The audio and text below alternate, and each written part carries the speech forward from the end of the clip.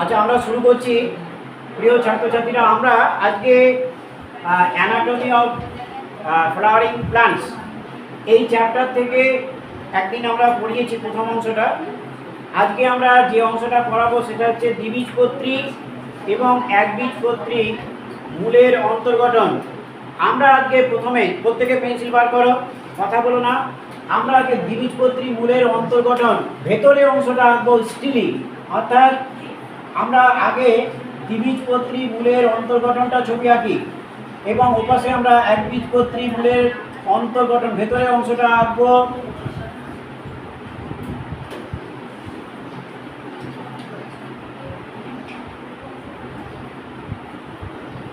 একটা গোল আঁকো।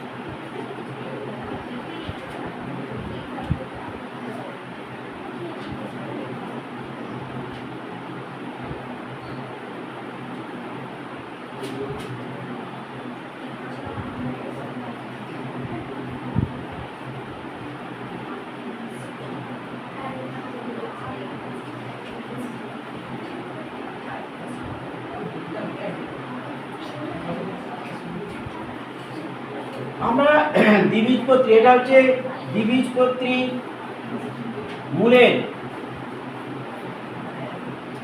দ্বিবীজপত্রী মূলটা এদিকে আছি। দ্বিবীজপত্রী মূল এটা হচ্ছে ছোলা, যে ছবিটা আঁকছি আমরা এটা হচ্ছে ছোলার ছবি আঁকছি। দ্বিবীজপত্রী মূলের ভেতরের অংশটা ছোলা। এই যে বাইরে যে স্তরটা থাকে এর নাম হচ্ছে অন্তঃস্তর, এর নাম হচ্ছে অন্তঃস্তর বা একে এন্ডোডার্মিস বলে। অন্তঃস্তর বা এন্ডোডার্মিস, অন্তঃস্তর বা এন্ডোডার্মিস। এটা যে কোষ দিয়ে, আচ্ছা এটা এবার দেখো এন্ডোডার্মিসের নিচে যে স্তরটা থাকে তার নাম হচ্ছে পরিচক্র। পরিচক্র, আমরা নামগুলো আগে লিখে নিই। পরিচক্র বা একে পেরিসাইকেল বলে, এটার নাম হচ্ছে পেরিসাইকেল। নেক্সট হচ্ছে, এবার আমরা দেখো এখান থেকে আমরা বর্ণনাটা করব। এখানে দেখো এখানে ষড়ভুজাকৃতি কোষ, এই কোষগুলো দেখো, এই একটা দাগ, দুটো, এবার তিনটে, এই চারটে, এই ষড়ভুজাকৃতি এই কোষগুলো, এইগুলো হচ্ছে জাইলেম। এই জাইলেম হচ্ছে ষড়ভুজাকৃতি।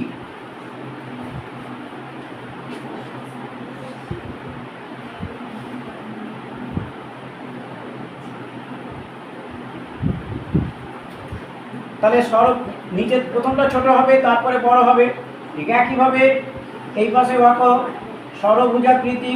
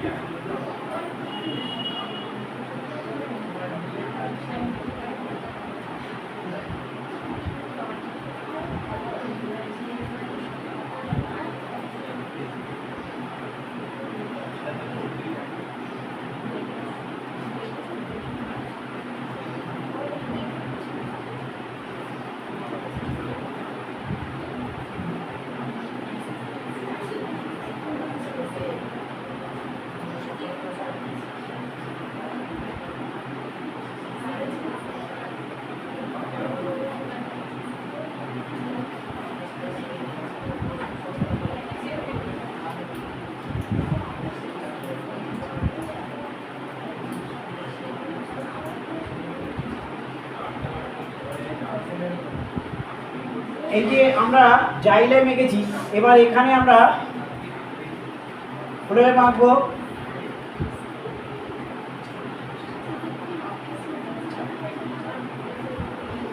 এই কোষগুলো হচ্ছে ফ্লোয়েম।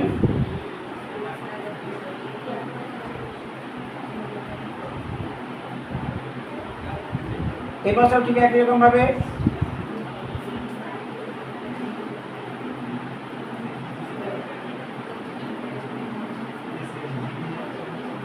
এগুলো হচ্ছে ফ্লোয়েম।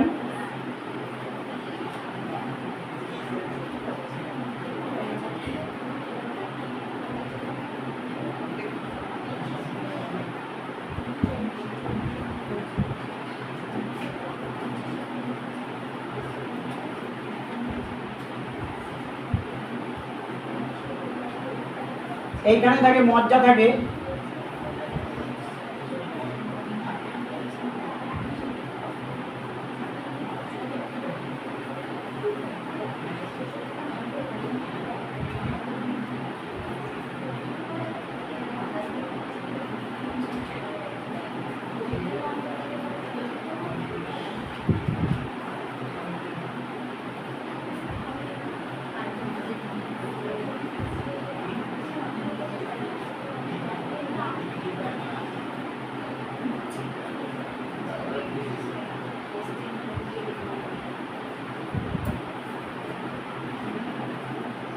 আমরা এইখানে ভেতরে মজ্জা আছে, মজ্জা কোষগুলো আমরা আঁকছি। এই যে মজ্জা খুব সংক্ষিপ্ত জায়গায় অল্প জায়গায় অবস্থান করছে, এটা হচ্ছে মজ্জা। আর বাদ বাকি ঠিক এরকমভাবে এখানে কোষগুলো থাকে, আমি ওইগুলো আঁকছি না, এইটুকু আঁকলেই হবে। আমরা জানবো এইটা হচ্ছে জাইলেম। জাইলেমের এইটা হচ্ছে, এই জাইলেমটাকে কি বলে, এই জাইলেমটাকে কি বলে। দেখো এইদিকে যে জাইলেমটা আছে তার নাম হচ্ছে মেটা জাইলেম। মেটা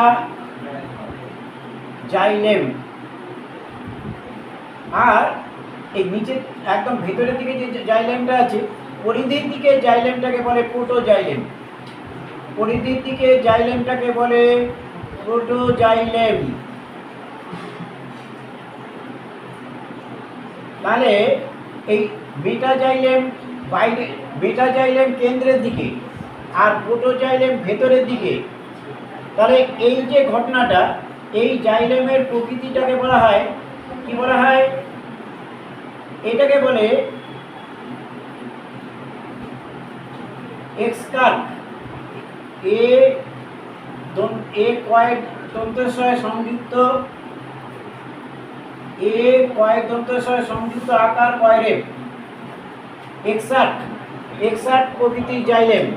তাহলে এক্সার্ট প্রকৃতির জাইলেম কাকে বলে, যে জাইলেমে মেটাজাইলেম কেন্দ্রের দিকে আর প্রোটোজাইলেম পরিধির দিকে অবস্থান করে, তাকে এক্সার্ট বলে। তার মানে এন্ডার্কও আছে, কাণ্ডের ক্ষেত্রে এন্ডার্ক, মূলের ক্ষেত্রে এক্সার্ট। এক্সার্ট জাইলেম কাকে বলে আমরা পরে লিখবো, আগে এটা দেখে নিই। এবার তাহলে জাইলেমটা লিখলাম। এবার দেখো এইগুলো হচ্ছে ফ্রেম। অডিওভাবে আছে কি না, অডিওভাবে আছে তো। এই ফ্রেম জাইলেম, ফ্রেম জাইলেম, এটা হচ্ছে ফ্রেম। এবার দেখো এই যে জাইলেম এবং ফ্রেম, এর মাঝখানে এক প্রকার কলা থাকে। জাইলেম এবং ফ্রেমের মাঝখানে এখানে এক প্রকার কলা থাকে, এই কলাকে বলে যোজক কলা। যোজক কলা থাকে। এই কলা হচ্ছে কি কোষ দিয়ে তৈরি, এই কলা হচ্ছে প্যারেনকাইমা দিয়ে তৈরি। এটা এই পাশে ছবিটা আঁকতে গেলে তো আঁকা যাবে না, আমি নিচেটা লিখি। এটা হচ্ছে প্যারেনকাইমা। কোন কোষ দিয়ে তৈরি, প্যারেনকাইমা। তাহলে যোজক কলা হচ্ছে প্যারেনকাইমা তৈরি। অন্তঃস্থক, এটাও কিন্তু প্যারেনকাইমা দিয়ে তৈরি। অন্তঃস্থক কি দিয়ে তৈরি, এক সারি প্যারেনকাইমা। আমি লিখে দেবো, আগে আমরা একটা পরিচিতি নিই। তাহলে অন্তঃস্থক, অন্তঃস্থক হচ্ছে প্যারেনকাইমা কোষ দিয়ে তৈরি। পরিচক্র, এটাও কিন্তু প্যারেনকাইমা দিয়ে তৈরি। পরিচক্র কি দিয়ে তৈরি, প্যারেনকাইমা। পরিচক্র প্যারেনকাইমা দিয়ে তৈরি। প্রোটোসেল নিশ্চয়ই বুঝতে পারছো, জাইলেমের যে বিন্যাস, জাইলেম কেমনভাবে থাকে, এক্সার্ট প্রকৃতির। অর্থাৎ প্রোটোজাইলেম তোমরা, প্রোটোজাইলেম হচ্ছে কোথা থেকে তৈরি হয়, আদিভাজক কলা থেকে তৈরি হয় প্রোটোজাইলেম, এবং প্রোটোজাইলেম বিভাজনের মাধ্যমে তৈরি হবে মেটাজাইলেম। অর্থাৎ প্রোক্যাম্বিয়াম থেকেই আদি প্রোক্যাম্বিয়াম থেকে তৈরি হয় মানে কি বলে ওটাকে, গৌণ জাইলেম আর হচ্ছে প্রাথমিক জাইলেম। মানে প্রোটোজাইলেম থেকে প্রাথমিক জাইলেম তৈরি হয়। কি বললাম? প্রোটোজাইলেম থেকে প্রাথমিক জাইলেম তৈরি হয়, তাকেই বলে প্রোটোজাইলেম। আবার বলছি, কি বললাম?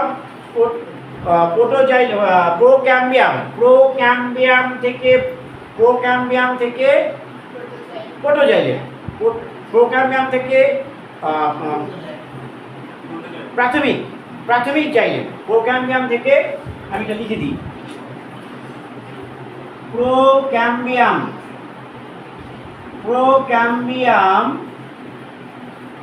থেকে যে জাইলেমটা তৈরি হয় তাকে বলে প্রাথমিক জাইলেম। কোন জাইলেম বলে? প্রাথমিক জাইলেম। এই প্রাথমিক জাইলেমকেই প্রোটোজাইলেম বলে, প্রোটোজাইলেম। তাহলে প্রোটোজাইলেম কোথা থেকে তৈরি হয় কি বুঝতে পেরেছি? আর এই ক্যাম্বিয়াম থেকে গৌণ জাইলেম, ক্যাম্বিয়াম থেকে তৈরি হয় গৌণ জাইলেম, গৌণ জাইলেম তৈরি হয় ক্যাম্বিয়াম থেকে। আচ্ছা, এবার যদি তোমাকে বলে মেটাজাইলেম, তার মানে এই যে প্রোটোজাইলেম, এই যে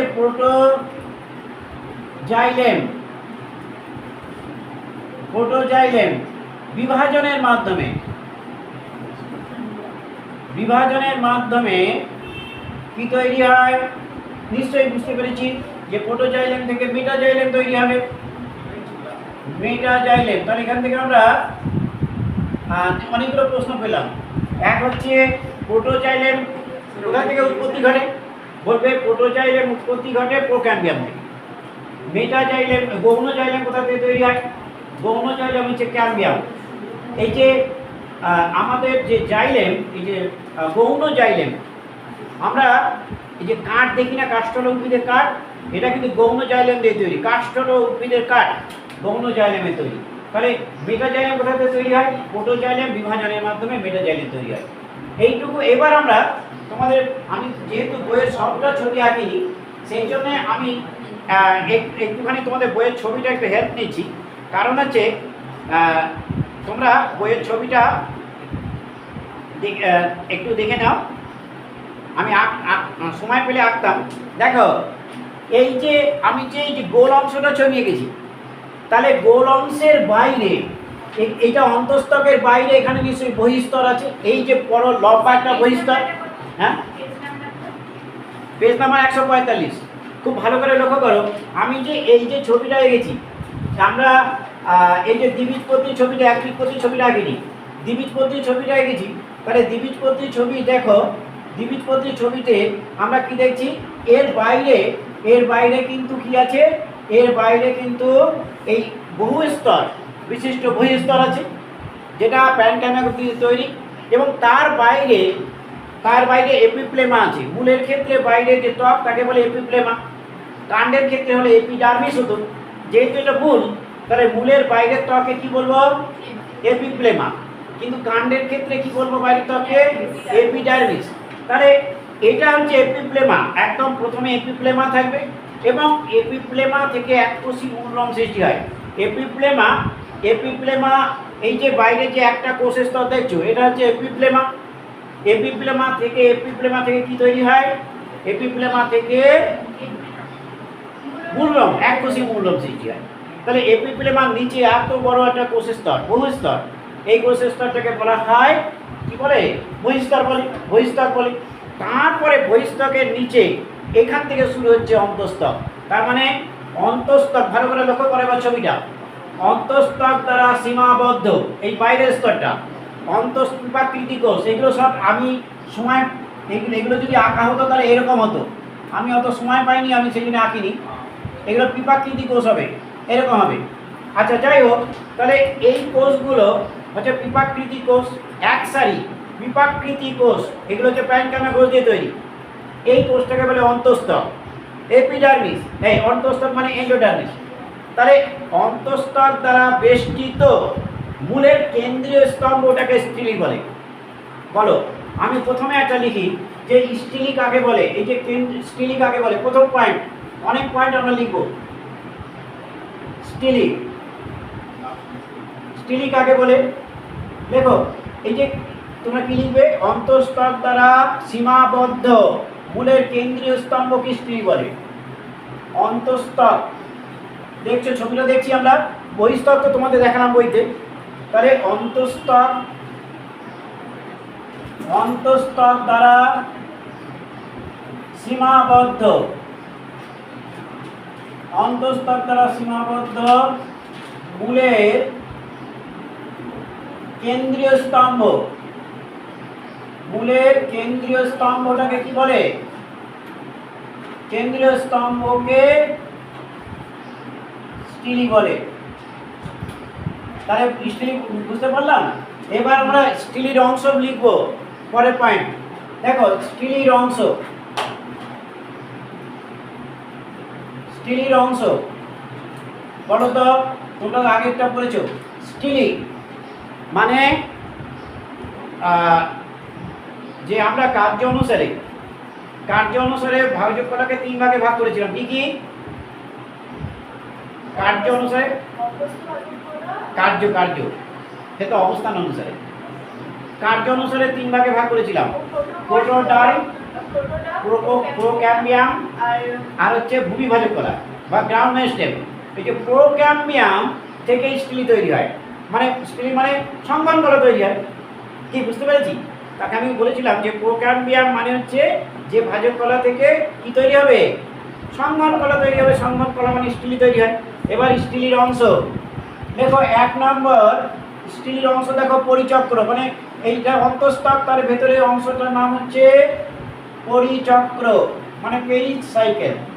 পরিচক্র মানে হচ্ছে এইটা হচ্ছে প্যারেনকাইমা কোষ দিয়ে তৈরি। কোন কোষ দিয়ে তৈরি? প্যারেনকাইমা। এক সারি প্যারেনকাইমা লিখো, এক সারি, এক সারি প্যারেনকাইমা, এক সারি প্যারেনকাইমা কোষ দিয়ে গঠিত, কোষ দিয়ে গঠিত, এক সারি প্যারেনকাইমা কোষ দিয়ে গঠিত। তাহলে আমরা আচ্ছা, একটা কথা আমার লেখা হয়নি, এই অন্তঃস্থকের বৈশিষ্ট্যটা একটু লেখাতে, একটু পরে লিখে দেবো অন্তঃস্থকের বৈশিষ্ট্যটা। আচ্ছা, মনে রেখো এই অন্তঃস্থকে এরকম এইগুলো একটু গাঢ় করে দিয়ে রাখো, এই সব কটা না, এই এখানে 4টে-5টা দিয়ে রাখো ফাঁকা ফাঁকা দিয়ে, যেখানে এগুলো, এইটার নাম একটু লিখে রাখো, Caspian body, Caspian, Caspian, Caspian পটি থাকে। এই ক্যাসপিয়ান পটি, ক্যাসপিয়ানের যে পটি থাকে, এই পটি যে ছাড়া যে কোষ আছে, ক্যাসপিয়ানের পটি থাকে কোথায়? অন্তঃস্থকে। তাহলে ক্যাসপিয়ানের পটি ছাড়া অন্তঃস্থকের কোষকে বলে কি? তাকে বলে পরাণ কোষ। পরাণ কোষটা কাকে বলে? এখানে আমি লিখে দিচ্ছি, পরাণ কোষটা হচ্ছে ক্যাসপিয়ানের পটি ছাড়া কোষ। ক্যাসপিয়ানের, ক্যাসপিয়ানের পটি ছাড়া যে কোষ থাকে, তাহলে ক্যাসপিয়ানের পটি ছাড়া কোষ, তার মানে সব কোষে কিন্তু অন্তঃস্থকের সব কোষে ক্যাসপিয়ানের পটি থাকে না। যে কোষে থাকে সেই কোষগুলোকে তো অন্তঃস্থকে বলছি, অন্তঃস্থক কোষ। আর আর আরেকটা কোষ আছে যেখানে, যে কোষগুলোকে বলে পরাণ কোষ। তাহলে পরাণ কোষ, পরাণ কোষ কাকে বলে? পরাণ কোষ হচ্ছে ক্যাসপিয়ানের পটি যুক্ত কোষ। পরাণ কোষ হচ্ছে ক্যাসপিয়ানের পটিযুক্ত কোষকে পরাণ কোষ বলে। কেমন? এটা মনে রাখবে। তাহলে পরিচক্র হচ্ছে, দেখো আমরা পরিচক্র কি বললাম? অন্তঃস্থকে। পরিচক্রটা কোথায় অবস্থিত? অন্তঃস্থকের ভেতরে এবং স্টিলির সবচেয়ে বাইরে। কোথায় অবস্থিত? নিশ্চয়ই আমরা বুঝতে পেরেছি, অন্তঃস্থকের ভেতরে। কোথায় অবস্থিত? এবং হ্যাঁ, কারেক্ট, অন্তঃস্থকের ভেতরে এবং স্টিলের বাইরে। নিশ্চয়ই কোথায় অবস্থিত আমরা জানলাম,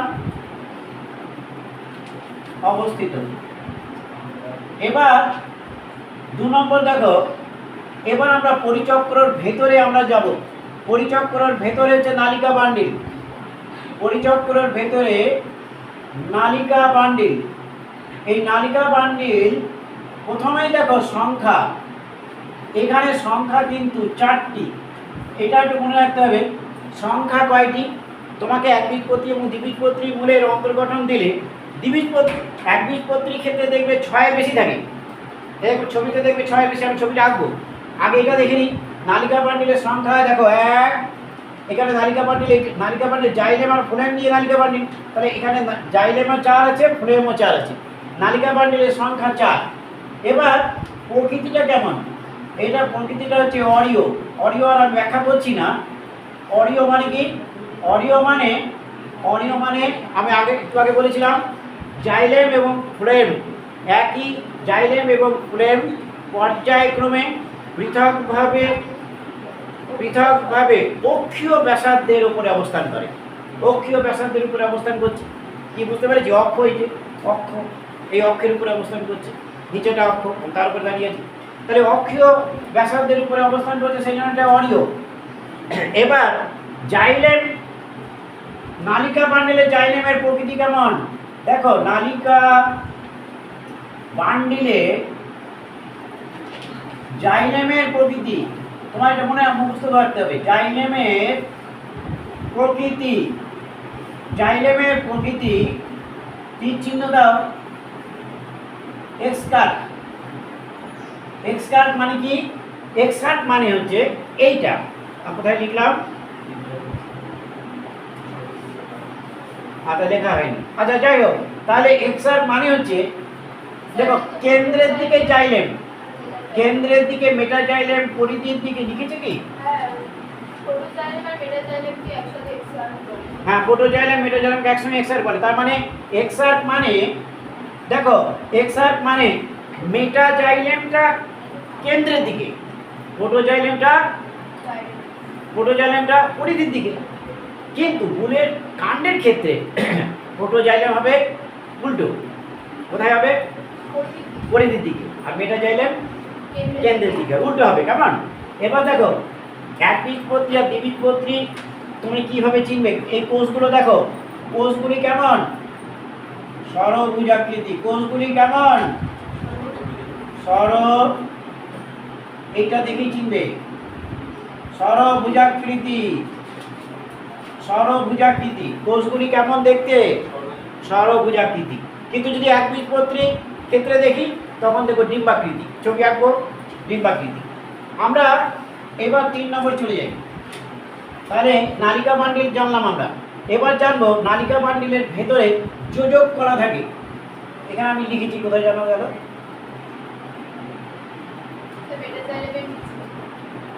মেটা জাইলেমে হয়েছে। এই যে এখানে যোজক কলা আছে, অর্থাৎ জাইলেম এবং ফ্লোয়েমের মাঝখানে যোজক কলা।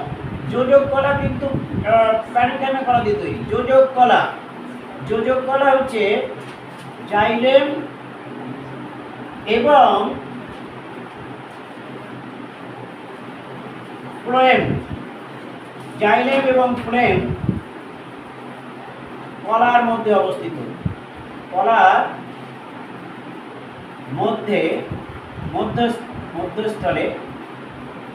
মধ্যস্থলে প্যারেনকাইমা কলা দিয়ে তৈরি। এটাও কিন্তু প্যারেনকাইমা কলা দিয়ে তৈরি। তাহলে যোজক মানে যুক্ত করে, জাইলেম আর ফ্লোয়েমকে যুক্ত করেছে, নিশ্চয়ই আমরা বুঝতে পেরেছি। এটা হচ্ছে যোজক কলা। এবার শেষ পয়েন্টে হচ্ছে মজ্জা পিত বলে। মজ্জাকে পিত বলা হয়, আমরা এটা জানি। মজ্জা কি? মজ্জা হচ্ছে এই অংশটা আমি দেখানো হয়নি। মজ্জাটা হচ্ছে একদম ভেতরের অংশ। এই অংশটার নাম হচ্ছে মজ্জা। মজ্জাটা দেখো, মজ্জাটা একদম সংক্ষিপ্ত হয়েছে। তার মানে দ্বিবীজপত্রী, এটা তো দ্বিবীজপত্রী মূল। দ্বিবীজপত্রী মূলের মজ্জা যখন পরিণত হয়, মূল পরিণত হলে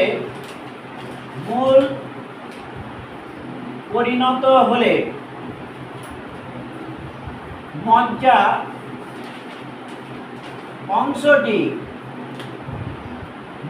অংশটি কে অধিকার করে নেবে? নিশ্চয়ই এই যে দেখেছো মেটাজাইলেম, এটা ভেতরের দিকে চলে আসছে, তাহলে অংশটি মেটাজাইলেম অধিকার করে। মেটাজাইলেম অধিকার করে।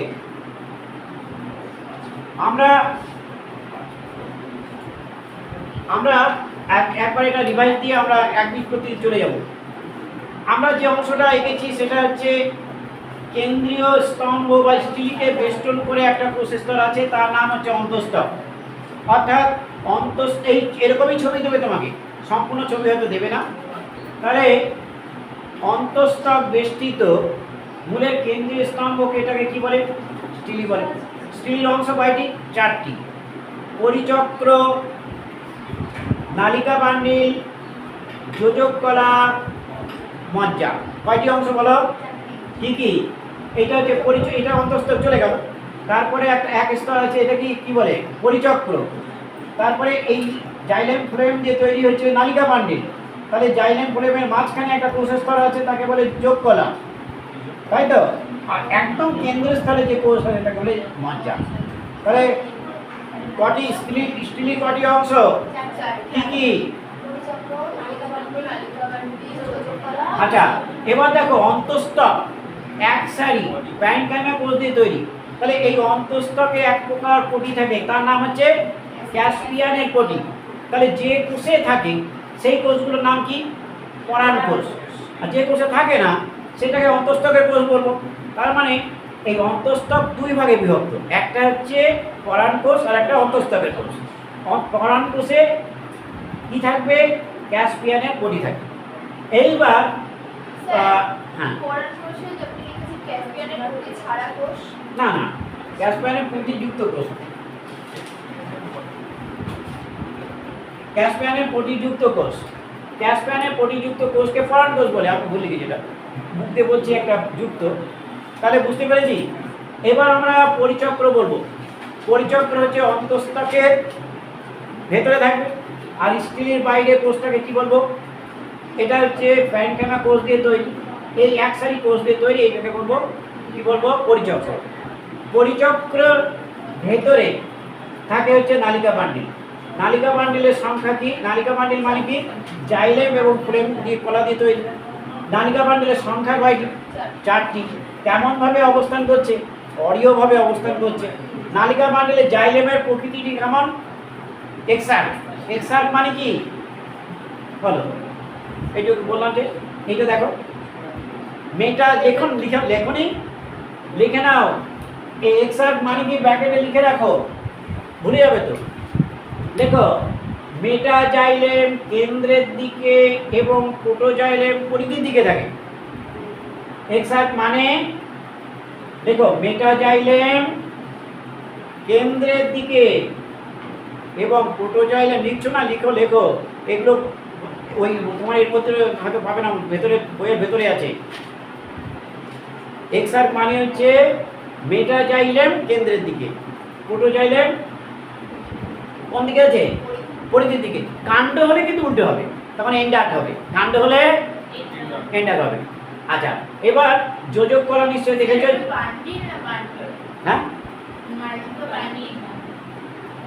নালিকা বান্ডিল। ও নালিকা বান্ডিল, হ্যাঁ, নালিকা বান্ডিলের সংখ্যা 4। এই প্রকৃতিটা হচ্ছে অরীয়। নালিকা বান্ডিলের জাইলেমের প্রকৃতি এক্সাক্ট। কোষ হচ্ছে, কোষগুলি দেখতে কেমন? ষড়ভুজাকৃতি। যোজক কলা জাইলেম এবং ফ্লোয়েম দিয়ে গঠিত। এবার যেগুলো নিয়ে পার্থক্য হবে সেইগুলো আমরা বলছি, এইখান থেকে পার্থক্য হবে। আমরা একবীজপত্রী ছবি আঁকবো। নালিকা বান্ডিলের সংখ্যা 6-এর বেশি হবে, এটাও অরীয়। নালিকা বান্ডিলের জাইলেম প্রকৃতি এক্সাক্ট, এটাও এক্সাক্ট হবে। কোষগুলো কিন্তু ষড়ভুজাকৃতি হবে না, কোষগুলো হবে ডিম্বাকৃতি। কেমন? আর সবই সমান হবে, শুধু মজ্জা অংশটি সুস্পষ্ট থাকবে একবীজপত্রী ক্ষেত্রে। আমরা ছবিটা আঁকলে আমরা ক্লিয়ার হয়ে যাবে। আচ্ছা, এটা কি সবাই বুঝতে পেরেছ? আমরা এবার এটা দ্বিবীজপত্রী মূল অর্থাৎ ছোলার ছবি এঁকেছি। আমরা এটা মুছে দিচ্ছি। এবার আমরা একবীজপত্রী মূলের গঠনের ছবি আঁকব।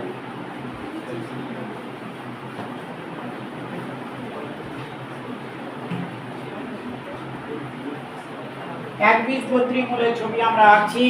ঠিক একই রকম ভাবে ছবিটা আঁকবো, গোল আমরা আঁকবো।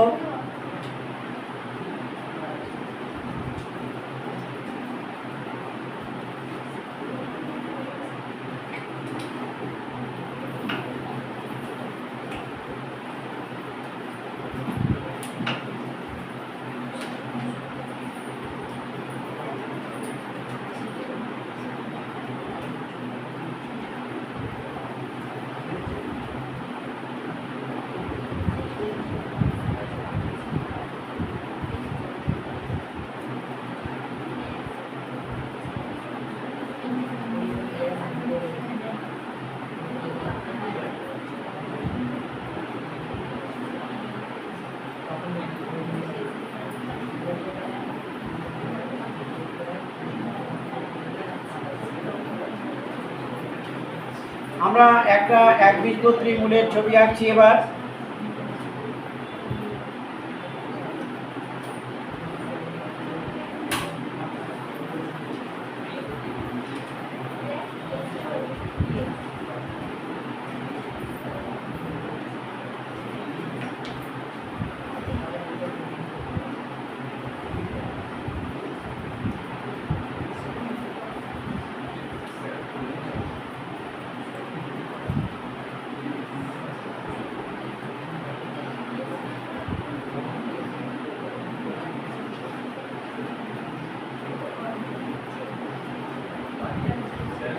হ্যাঁ বলো।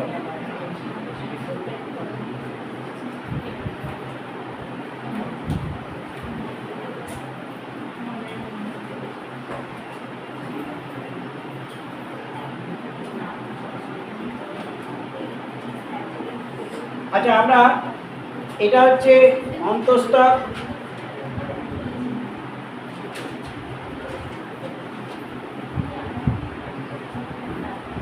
একই রকম দ্বিবীজপত্রীর মতো এটা হচ্ছে পরিচক্র, দ্বিবীজপত্রীর মতো। এগুলোর বর্ণনা লিখবো না আমরা। এবার পুরো বর্ণনাটা লিখবো ওই মূল থেকে, একদম প্রথম থেকে। প্রথমে মূলত্বক এপিফ্লেমা থেকে ওই এক্সট্রা অংশটা একই রকম এখানে আমরা লিখবো, তাহলে তোমাদের কমপ্লিট হবে। প্রথমে অন্তঃস্থক, তারপরে পরিচক্র। এবার পরিচক্রর ভেতরে যে অংশটা তার নাম হচ্ছে নিশ্চয়ই জানো স্টিলিং। এবার আমরা দেখো এখানে কিন্তু এখানে আমরা দেখব যে এখানে যে জাইলেম ফ্রেম আছে, জাইলেম ফ্রেম কিন্তু এরকম দুটো করে গোল দাও। প্রথমে এটা দুটো করে গোল, তারপরে এইখানে ডিম্বাকৃতি একটা কোষ, তারপরে আবার একটা ডিম্বাকৃতি কোষ,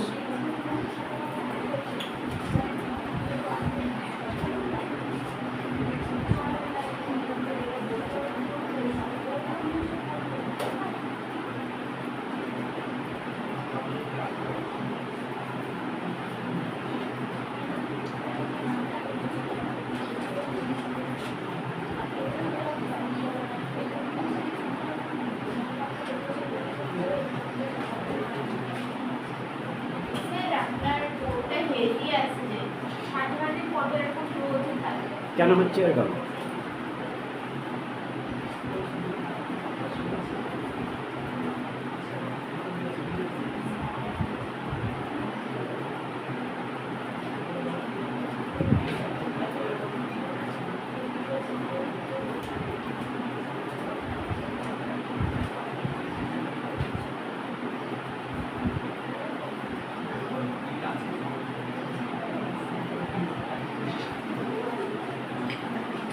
আচ্ছা, একটুখানি দাঁড়াও। এই মাঝখানটা না আগে মজ্জাটা ভালো করে এগিয়ে নিই, কারণ মজ্জা এখানে মজ্জা সুস্পষ্ট মজ্জা থাকবে,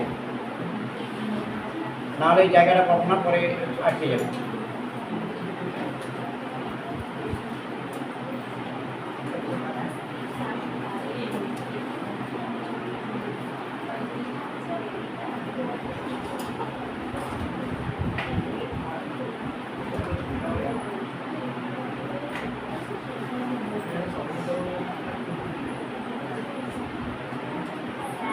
হ্যাঁ বলো। বলা থাকলে চলে যেতে হবে।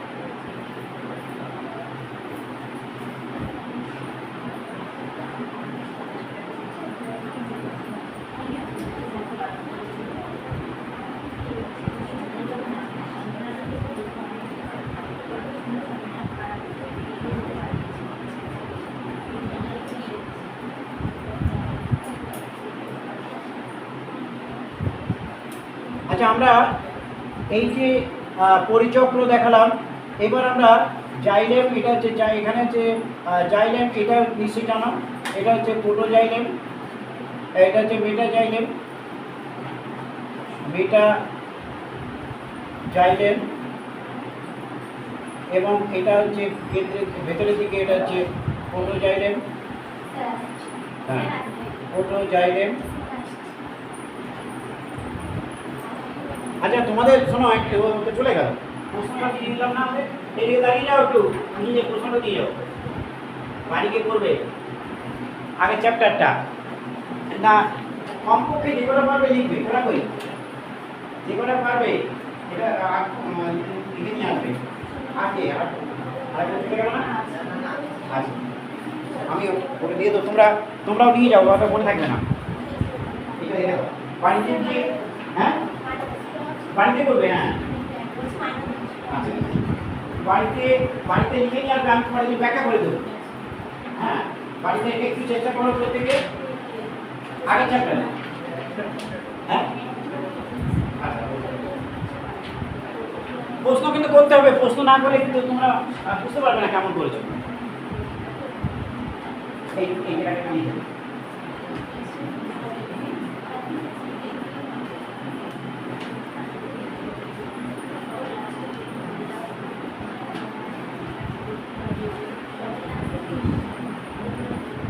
আচ্ছা, আমরা ছবিটা আঁকতে থাকি। আচ্ছা দেখো, প্রোটোজাইলেম, এটা হচ্ছে মেটাজাইলেম, এটা হচ্ছে ফ্লোয়েম, এটা কি, এটা হচ্ছে ফ্লোয়েম। এবার এই যে এই অংশটার নাম হচ্ছে মজ্জা। মজ্জা কিন্তু সুস্পষ্ট, মজ্জা সুস্পষ্ট। এবার দেখো, এর ভেতরে যে অংশটা থাকে এখানে থাকে যোজক কলা, যোজক কলা, এটা হচ্ছে। হ্যাঁ, তো তোমাকে প্রশ্নটা দিয়েছি কিন্তু,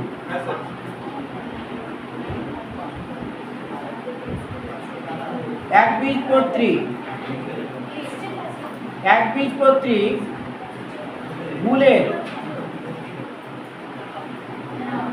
এটা মূলের অন্তর্গঠন। এইটা আমরা যা ছবিটা গেছি সেটা হচ্ছে কচু। এবার দেখো, এইখানটায় আমরা একটু প্রথম থেকে আলোচনা করি। একদম প্রথমে, বইয়ের প্রথমে আমি তোমাদের ছবি দেখিয়েছি, এখানে সেই ছবিটা আঁকা হয়নি। একদম বাইরে, এর বাইরে যে স্তরটা থাকে, 1 নম্বর লেখো। এই অন্তর্গঠন যখন বলছি তখন তো প্রথম থেকে আলোচনা করতে হবে। একদম বাইরে থাকে মূলত্বক, এই যে মূলের যে ত্বক, মূলত্বকটাকে কি বলে? মূলত্বকটাকে এপিপ্লেমা বলে। বলো, মূলত্বককে কি বলে? এপিপ্লেমা বলে। কাণ্ডের ত্বকে এপিডার্মিস বলে। তাহলে মূলের ত্বককে বলে এপিপ্লেমা, আর কাণ্ডের ত্বককে কি বলে? এপিডার্মিস। এখানে একটি বিশেষ বৈশিষ্ট্য কি, এককোষী মূললোম থাকে। দেখো, এই যে মূলত্বকে কি থাকে? এককোষী মূলরম। তাহলে এককোষী মূলরম কোথায় থাকে? এপিফ্লেমায় থাকে। তোমরা জানো যে মূলরমের কাজ কি? মাটির বৈশ্বিক জল শোষণ করা। তার মানে জল শোষণ করা এর কাজ, জল শোষণ করা। এবার আমরা দ্বিতীয় স্তরটা জানবো, এটা হচ্ছে বহিঃস্তর। বহিঃস্তর, এই বহিঃস্তরটা বহু স্তর বিশিষ্ট। এটা বহু স্তর বিশিষ্ট, কেমন? এবং এটা প্যারেনকাইমা গলা দিয়ে তৈরি, প্যারেনকাইমা কোষ। এখানে কিন্তু বহিঃস্তর মানে প্যারেনকাইমা কোষ। এইবার দেখো আমরা এখান থেকে যেখানে পড়াচ্ছিলাম সেটা হচ্ছে অন্তঃস্তর। এই অন্তঃস্তরটা, অন্তঃস্তর কি কোন কোষ দিয়ে তৈরি? প্যারেনকাইমা। অন্তঃস্তরের ভেতরের অংশটার নাম হচ্ছে কি? স্টিলি। এই স্টিলির ভেতরের অংশের নাম আমি এক এক করে বলবো। স্টিলির ভেতরে, স্টিল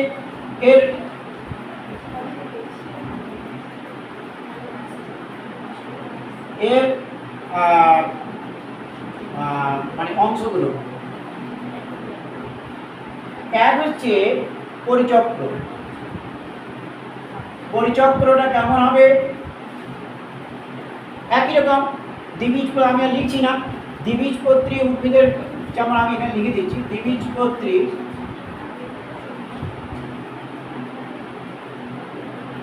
মূলের ন্যায়, দ্বিবীজপত্রী মূলের ন্যায়, একই রকম হবে, আর লিখছি না। পরিচক্র মানে কি বুঝতে পেরেছ? অন্তঃস্তরের নিচে, স্টিলের বাইরে। নেক্সট হচ্ছে, এবার হচ্ছে আমরা জানবো যেটা নালিকা বান্ডিল। এই জায়গাটা একটু মনে রাখতে হবে। দেখো নালিকা বান্ডিলটা কেমন হবে? নালিকা বান্ডিলে প্রথমেই আমাদের সংখ্যাটা মনে রাখতে হবে। সংখ্যাটা হচ্ছে 6 এর বেশি। সংখ্যা দেখো 6 এর বেশি আছে কিনা? 1 2 3 4 5 6 7টা আছে, বুঝতে পেরেছো? তাহলে 7টা জাইলেম হলে 7টা ফ্লেম আছে। তাহলে নালিকা বান্ডিলের সংখ্যা কয়টি? একবীজপত্রীর ক্ষেত্রে নালিকা বান্ডিলের সংখ্যা 6টি। দ্বিবীজপত্রীর ক্ষেত্রে নালিকা বান্ডিলের সংখ্যা একদম সীমাবদ্ধ 4ই হবে, কেমন? এবার এই জাইলেম, নালিকা বান্ডিলের জাইলেমের প্রকৃতি, এটা কিন্তু নালিকা বান্ডিলের জাইলেম, এটা নালিকা বান্ডিলটা কেমন? অরীয় প্রকৃতি। নালিকা বান্ডিলটা কেমন? অরীয়। অরীয় আর আমি ব্যাখ্যা করছি না। অরীয় প্রকৃতির কেন? অরীয় মানে কি? অরীয় মানে জাইলেম এবং ফ্লেম কিভাবে থাকবে? পর্যায়ক্রমে আলাদাভাবে অক্ষীয় ব্যাসার্ধের উপরে অবস্থান করে, তাহলে অরীয় প্রকৃতি। এবার নালিকা বান্ডিলে, নালিকা এই বান্ডিল, নালিকা বান্ডিলে জাইলেম, নালিকা বান্ডিলে জাইলেমটা কেমন থাকে? দেখো নালিকা বান্ডিলে জাইলেম হচ্ছে এক্সার্ক। এই এক্সার্ক প্রকৃতি, এক্সার্ক আর এন্ডার, এখান থেকে প্রশ্ন থাকবে। এক্সার্ক এন্ডার, কাণ্ড হলে এন্ডার আর মূল হলে এক্সার্ক।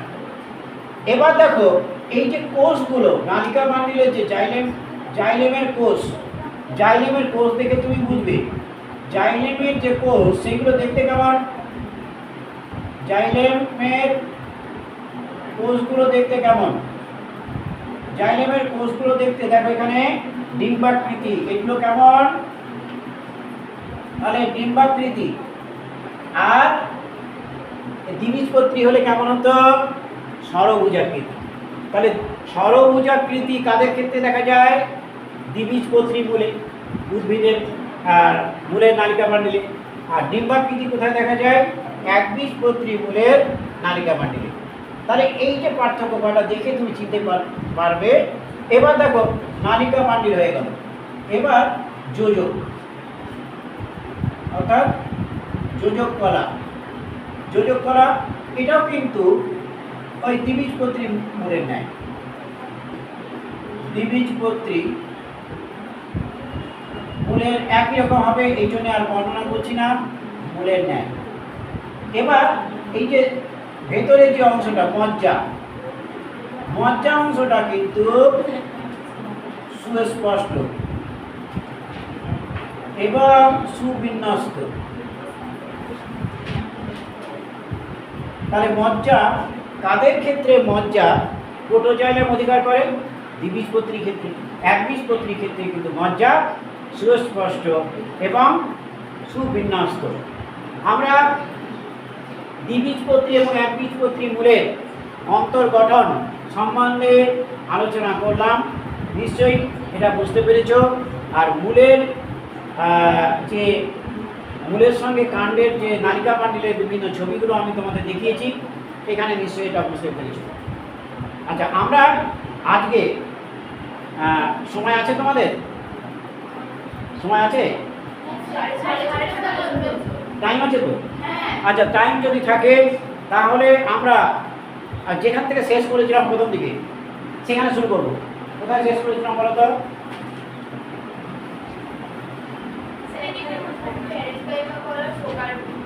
প্যারেনকাইমা কলার প্রকারভেদ মুখস্থ হয়েছে তো সবার?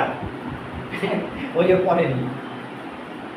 প্যারেনকাইমা কলার প্রকারভেদ, প্যারেনকাইমা কলা অনেক ভাগে বিভক্ত।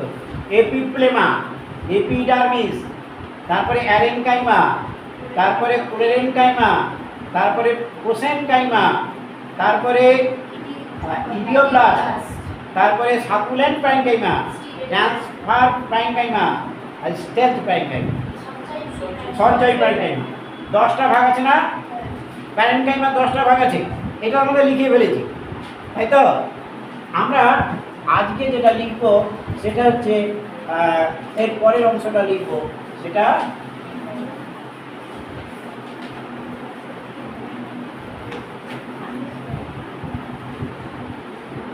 আচ্ছা, এটা না আলাদা একটা ভিডিও করি, না হলে লম্বা